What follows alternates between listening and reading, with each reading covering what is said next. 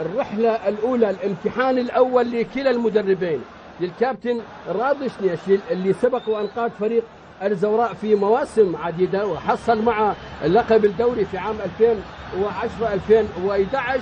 وأيضا هناك الكابتن سمير كاظم اللي أشرف على تدريب فريق الديوانية في موسم 2018. إذن هناك أوجه تشابه ما بين النتائج، حتى الآن لم ترضي ملعوبة. الآن الجهة البعيدة باتجاه اللاعب، في الجهة البعيدة أعتقد هذا اللاعب نعم علي حسين، راجع إلى الخلف مهند عبد الرحيم 7 أحمد فاضل، مناولات بينية، كرة داخل منطقة الجزاء، كرة يتوغل وإلى الخارج، كرة داخل منطقة الجزاء أضاعها بكل سهولة اللاعب علاء عبد الزهرة. خلينا نشوفها بالإعادة. علاء عبد الزهرة خلص من المدافع وسدد باليسار على يمين الحارس، والكرة لامست الشباك من الخارج. أولى الفريق وأيضا الوصول كما تطمح إدارته إلى المربع الذهبي في منافسات الدوري العراقي الممتاز بكرة القدم لهذا الموسم. هذا هو حسين علي رقم 9، 24 سنة، مثل أندية القوة الجوية والأمانة، وأيضا كان له تجربة احترافية في قطر. ونشاهد الآن الرقم 10 اللاعب ماكسي رولون الأرجنتيني، 25 سنة، محترفين، 2 يشاركون في تشكيلة فريق نادي الديوانية. أول مهمة له مع فريق نادي الزوراء هذا اليوم، وخطأ على التنفيذ. هذا هو ماكسي رولون. راضي شنيشي، وساعده أيضا حيدر عبد الأمير وحسام فوزي نجوم فريق الزوراء، وصالح حميد مدرب لحراس المرمى، وأيضا تواجد نصير عبد الأمير مدرب اللياقة، والمحلل الفني عبد الأمير ناجي. وخطأ لصالح فريق نادي الديوانية. ماكسي رولون الأرجنتيني على التنفيذ، جلال حسن في المرمى، تسديد من بعيد، ولكن الكرة مقطوعة من مصطفى العراقي الممتاز لهذا الموسم 2020-2021. يا من تتابعون أحبتي مشاهدي ومتابعي قناة شباب سبورت في كل مكان، وفي هذا النقل المباشر لهذه المباراة التي تجري على أديم ملعب الشعب الدولي. كرة في الجهة البعيدة، محاولة فريق الزوراء يتخلص، يحاول يدخل، ولكن الكرة مقطوعة إلى الخارج. في الجهة البعيدة حسين علي في الجهة البعيدة، ومقطوعة رأسية من دفاع فريق نادي الديوانية، راجعة من مصطفى محمد. الديوانية مرة أخرى يبعد الكرة، عبد الزهرة هات وخذ داخل منطقة الجزاء، مقطوعة يسيطر عليها اللاعب الخبرة صمام الأمان مصطفى ناظم اللي شاهده في الصورة، ويبعد الكرة إلى ركنية لصالح فريق النوارس في الجهة البعيدة. 18 التعادل لا يزال يسيطر البصرة والصناعات الكهربائية. هذا هو ضرغام إسماعيل، خباتنا الوطنية ومدربينا الباقين، مدربينا الكبار، وهجمة لصالح فريق الديوانية. هذا هو ماكسي إلى إيزاك، ولكن الكرة أقرب لها البوحبيب رقم 15. حسين علي جهة اليسار، ضرغام يقدر يسدد على كل، راجع داخل منطقة الجزاء، كرة خطرة الزوراء، كرة خطرة، ولكن الكرة إلى ركنية في الجهة البعيدة. كرة خطرة كانت داخل منطقة الجزاء، وحتى الآن الدفاع جيد ومنظم من قبل فريق نادي الديوانية في هذه المباراة. محاولة للتوغل، وبالتالي يحصل على ركنية. حمود مشعان واحد من لاعبي الشباب والناشئين، وأيضا الدرج عبر الفئات العمرية للديوانية، ورأسية ولكن مقطوعة من صالح فريق الديوانية. كرة عالية داخل منطقة الجزاء، ومشت على كرة خطرة وخطأ فادح كاد أن يتسبب بهدف لصالح فريق مهند قاسم. خلينا نشوف الإعادة بالحركة البطيئة. وليد عطية كاد أن يتسبب بهدف، أعتقد لو سدد علاء عبد الزهرة بالمباشر لكان أفضل. وإعادة لبعض اللمحات الجميلة اللي دولي منذ عام 2011. ركنية لصالح فريق الزوراء، ملعوبة داخل منطقة الجزاء، كرة خطرة يسدد جول!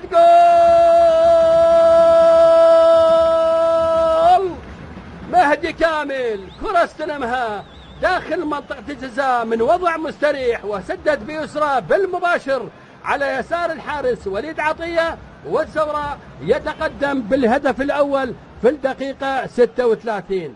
مهدي كامل تسديد بالمباشر، مهدي كامل، والزوراء يتقدم بهدف واحد في الدقيقة 36.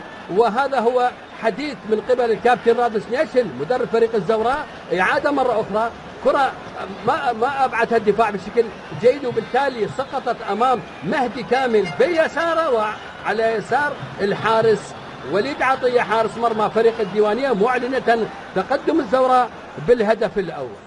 فرحة لاعبي الزوراء، هدف واحد مقابل لا شيء، وبالتالي مقطوعة يسيطر عليها الديوانية، كرة داخل منطقة الجزاء، كرة خطرة ولكن أقرب إلها الحارس جلال حسن. حلوة لجلال حسن باليد إلى مصطفى محمد. الزوراء متقدم بهدف التعديل.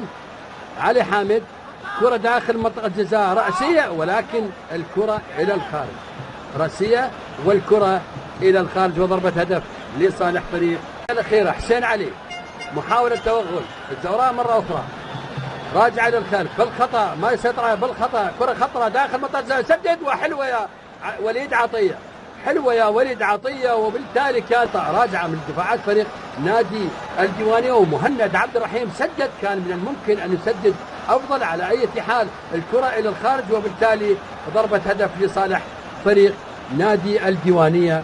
المشاهدين، ولا يزال الزوراء يتقدم بهدف واحد مقابل لا شيء. علي حامد يلعب كرة طويلة داخل منطقة الجزاء، المجتهد يتخلص من ثاني بينه، ولكن مقطوعة من الديوانية، مرتدة سريعة للديوانية. الأحمر الديواني يبحث عن التعديل، ولكن كرة طولت وتعود سهلة إلى الحارس جلال حسن اللي يلعبها رحيم، يحمل رقم 88. 5 أهداف أعزائي المشاهدين سجلها هذا اللاعب مهند عبد الرحيم، وبالتالي أيضا يتواجد ضمن قائمة هدافي الدوري العراقي الممتاز بكرة القدم هذا الموسم، اللي يتصدر القائمة حتى الآن مهاجم القوة الجوية أيمن حسين برصيد 8 أهداف، محمد إبراهيم من الكهرباء سجل 6 أهداف، موسى عدنان من النفط أيضا سجل 6 أهداف، هناك أيضا من أرطاها من الحدود جبار كريم من أمانة بغداد، وعمر المنصوري من نفط الوولة للتوغل، وبالتالي الحسن بوحبيب يسيطر على الكرة. قرب العالم الاحترافية مع التضامن البحريني، والآن في تشكيلة فريق نادي الزوراء جلال حسن، وتوجيهات للدفاع، ركنيتين لكل 4 ركنيات للزوراء مقابل ركنيتين للديوانية، وركنية ملعوبة ولكن يدخل بدلا من اللاعب على عبد الزهر. إذن عمار عبد الحسين في تشكيلة فريق نادي الزوراء في هذه اللحظة. عمار عبد الحسين تولد 93 وسبق وأن مثل فريق نادي النهض. هذا هو عمار عبد الحسين 27 سنة، والآن يودع المباراة الكابتن علاء عبد الزهر اللي سجل 4 أهداف، وإعادة لبعض اللقطات للكابتن علاء عبد الزهر اللي أعتقد اللي تعرض إلى إصابة، وكرة خطرة ولكن إلى الخارج، كرة خطرة كانت من لاعب رقم فناظم، وركنية خامسة على التنفيذ. حسين علي ملعوبة الزوراء مرة أخرى، محاولة تخلص حسين كرة داخل منطقة الجزاء، مصطفى ناظم ما يسيطر عليها، وبالتاب إلى اللاعب مهند عبد الرحيم، راجع إلى عباس قاسم، حاول 7 أحمد فاضل إلى جهة اليمين، مصطفى داخل منطقة الجزاء، كرة يسدد ولكن سهلت قريب إلى الحالة، وركنية السادسة لمصلحة فريق الزوراء. 6 ركنيات مقابل ركنتين لفريق نادي الديوانية، وعلي حسين على التنفيذ، أو حسين علي، ضربة راس وجول! الهدف الثاني لصالح فريق نادي الزوراء، يسجله اللاعب الحسن بوحبيب.